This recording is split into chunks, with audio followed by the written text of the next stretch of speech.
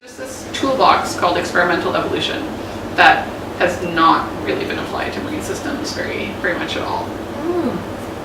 And it's a really you be outside seeing the thing, like seeing the world I actually study. So right? You're just about to go and see the Great Barrier Reef. I am. I've never seen it before. So that's an I'm example. super excited. Yes. So it's kind of, that was my other motivation. And honestly, the oceanography, when I first was starting out and I met this sort of oceanography community, they were just so awesomely fun. They were nice. They were easy to work with. And I felt like the medical field was saturated and competitive. And but I didn't set out to work with marine anything. I had these questions. I was interested about evolution, and I was willing to address it in any system that would let me. And I felt like there was the possibilities were largest for me if I struck out with the marine biologists. And I don't know if that was true or not, but it's been self-fulfilling. Yes. How long have you been working with marine biologists? I think they first kidnapped me in 2010. There was a meeting in Catalina Island in 2010, and I think, actually I know, they wanted an evolutionary biologist, and they had asked my PhD supervisor, and he said no. So they were stuck with me. And it worked out very well.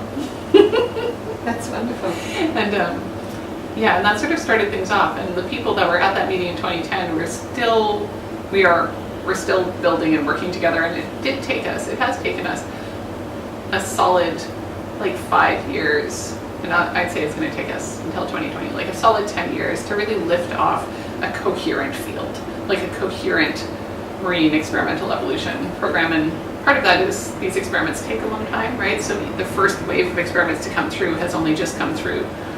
The first 2 or 3 students who have done this as their PhD have only just. So you're developing a whole new field. I think so. I think we are, yes. Yes, and it's very exciting. Needs a name? Oh, we call it marine microbial experimental evolution.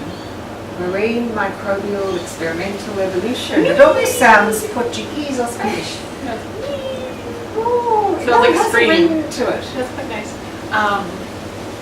And it's good fun. I think it's really good fun because at this point it's new. And the people involved, we have to work together because there's really nobody that has a background in marine biology and evolution. Although at this point we've been working together for so long, definitely people are coming up that have combinations of that. Like there's a guy named Jeff Morris who did PhD really in marine biology and a postdoc really in experimental evolution. And certainly my first graduate student was a marine biologist, and then she came from a very strong marine biology background into my lab where she did evolutionary biology for her PhD. So people are beginning to come up with that. But those of us that met in 2010 and that are still in the position of training people have to work together because we all came up through only one of those 2 disciplines. And you learn a lot by working with your colleagues. But you are always discovering these huge gaps that no undergraduate in that field would have. Yeah. Because you don't need to know it, so you never quite learn it. Can you tell me what impact going to Antarctica had on you in this regard? Because I know that many programs are undertaken in the one voyage, and you can find yourself amongst krill biologists, oceanographers, chemists, like a whole, people from very different fields. Does that spending time together, does that help you learn to understand each other? And yes. The best thing you can do is just take people and put them together for with little hope of escape for a little bit. And I think that's why that first meeting on Catalina worked so well. There's nothing on Catalina Island, right? We were just there. They put us on they brought us out there on a ferry, and there we worked. And being on the ship in the Antarctic was similar. And it's also very intense, right? The rest of your life goes away and you're at science camp. And I think that intensity does a lot to remind you why it is you're excited about what you do.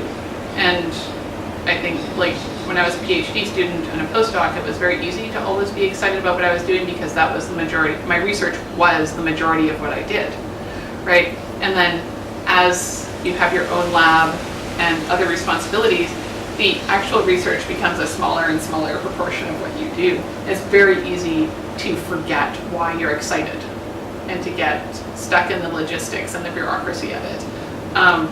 And I think doing field work is the cure for that. I think it is like the cure for death by boredom.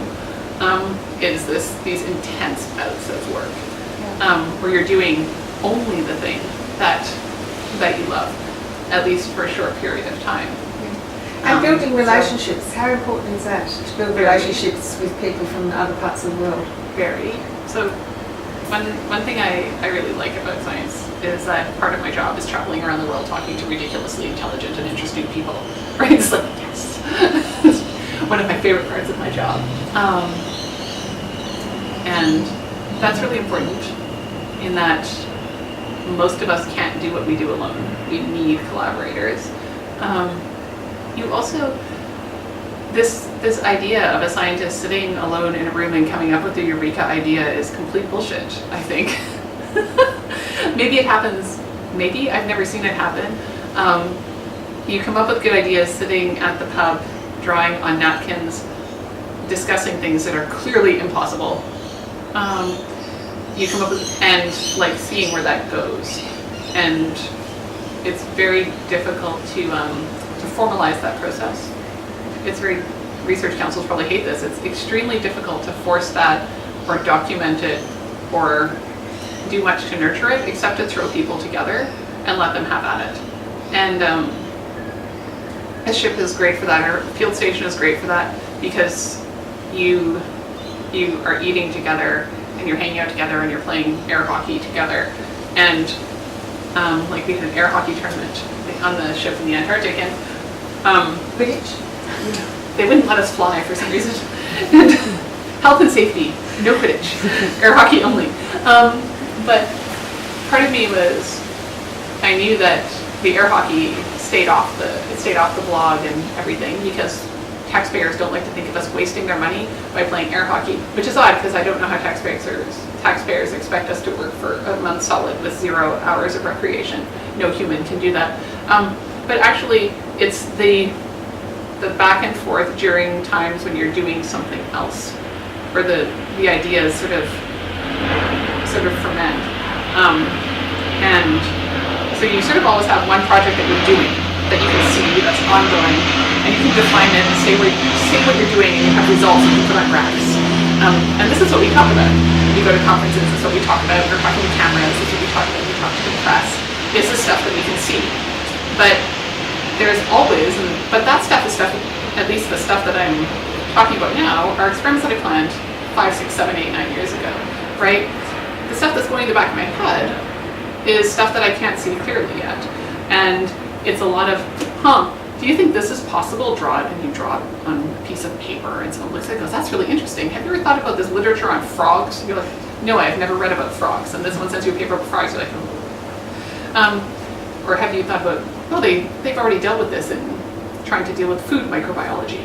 You find yourself Skyping with a bunch of food microbiologists, and there's that initial bit where everything is sort of out of focus and very fluid. And that's always happening in the background. And for that, things like air hockey is vital. And this is one of the big things about getting women and minorities into science is this happens at the pub. If you can't or don't go to if you don't want to sit in a pub, like I hate going to the pub, I'll admit, it really cuts you off from one of the really big important mechanisms for doing good science. So I like fieldwork partly because it means I don't have to go to the pub. You can have these fabulous chance conversations.